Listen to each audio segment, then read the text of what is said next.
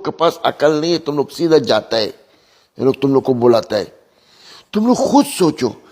Please please मैं इतना request करके पहली बार बोल रहा हूँ, प्लीज़ ये वीडियो देख लेना, नहीं तो बहुत बड़ी मुसीबत में पड़ सकते हो। अगर आप यूएई के अंदर काम कर रहे हो, दुबई के अंदर काम कर रहे हो, तो ये दो नियम जानना बेहद ज़रूरी है, नहीं तो बहुत बड़ी मुसीबत में पड़ सकते हो। तो चलिए स्टार्ट करता हूँ, बताता हूँ अपडेट के बारे में। तो पहला जो अपडेट है, बहुत बार ऑलरेडी मैंने वीडियो में बता चुका है, लेकिन लोगों को बिलीव और विश्वास नहीं होता है, इसलिए इनकी वीडियो में लेकर आता हूँ ताकि आप लोग समझे सोचें कि आखिर रूल क्या है। तो रूल ये है और प्रॉब्लम ये चल रहा है अभी यूएई के अंदर कि आपको यहाँ पे अगर आप जॉब कर रहे हो तो बहुत सारे लोग एजेंट या फिर ट्रैवल एजेंट वाले लोग आपको लालच दे रहे हैं कि आप यहाँ 800 दरम, हज़ार दरम में क्यों फंसे हुए हैं। आप चलो वहाँ पे एक हज़ार डॉलर, दो हज़ार डॉलर आप मंथली कमाओगे, बस आप 10,000 दरम कैसे भी अरेंज कर दो, मैं आप वहाँ पे जॉब दिला दूंगा, इस तरह का चीज़।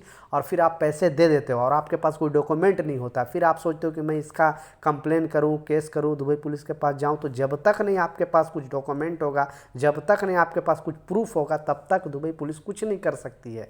इसलिए, और वो लोग पहले से आपके साथ स्कैम करना रहता है, इसलिए पहले से कोई प्रूफ देना ही नहीं चाहती है। इसलिए लगभग 95% लोगों के साथ, जैसा मैं बताया कि 5% ये नो डाउट कि दुबई से जाना ईजी है यूरोप कंट्री, लेकिन इतना भी ईजी नहीं है। जो लोग बड़े पढ़े लिखे लोग हैं, उन लोगों के लिए, जो वर्कर कैटेगरी के लोग हैं, उनको जाना इम्पॉसिबल है। नहीं तो फिर आपके पास ऐसा कुछ अगर सच्चा एजेंट मिल जाए, या फिर अगर आपने काफ़ी पैसे पे किया है और जो अच्छा एजेंट है, तभी आपको भेज सकता है। तो इस तरह के चक्करों में बिल्कुल ना जाए, नहीं तो जो 1,000-1,200 दरहम आप कमा रहे हो वो भी नहीं कमा पाओगे। इसलिए इस चीज़ को लाजिम फॉलो करें, क्योंकि बहुत सारे लोग ने, वहाँ के लोकल लोग ने भी वीडियो बना कर लोगों को अवेयर कर रहा है, लोगों को बता रहे हैं बेसिकली। ये टाइपिंग सेंटर वाले, ये ट्रैवल एजेंट या फिर जो एजेंट ऑफिस वहाँ पे यूएई के अंदर खोल कर रखे हैं, क्योंकि आपसे वो ज़्यादा चालाक है, आपसे ज़्यादा चतुर है, तभी तो आपको फंसा रहे हैं। इसलिए आप, अगर कोई बोल रहा है कि आपको मैं इस तरह का चीज़ कर रहा हूँ, तो उन लोगों के बातों और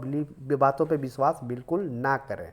दूसरा जो अपडेट है वो भी आपके लिए जानना बेहद ज़रूरी है, क्योंकि यहाँ पे इस कंट्री चलता है रूल से, सिस्टम से। वर्कर को भी सिस्टम अलग है और कंपनी के लिए भी सिस्टम अलग है। दोनों अगर वायलेशन करता है तो दोनों के खिलाफ कंपनी एक्शन, गवर्नमेंट एक्शन लेती है।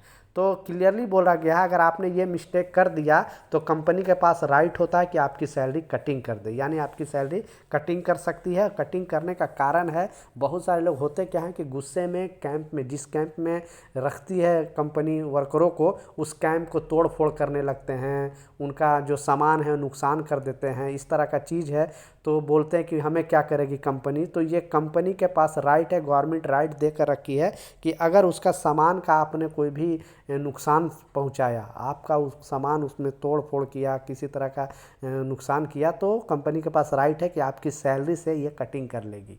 तो आप दूसरे के बातों में नहीं आना, क्योंकि नए लोग हैं, उनको पता नहीं होता है। वो लोग सोचते हैं हाँ कुछ नहीं होगी, इतना बड़ा कंपनी है तो क्या है।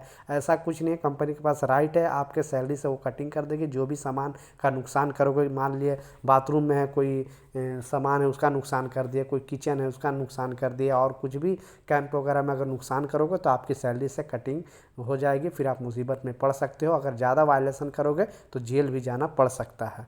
तो ये चीज़ को लाजिम फॉलो करें, और प्लीज़ ये वीडियो ज़्यादा से ज़्यादा शेयर करें लोगों तक, ताकि उनको भी पता चल सके यहाँ के कानून के बारे में। कुछ सवाल है नीचे कमेंट सेक्शन में ज़रूर पूछें, ज़रूर मैं रिप्लाई करूँगा। मिलता हूँ नए अपडेट के साथ, नई जानकारी के साथ। जब तक जय हिंद।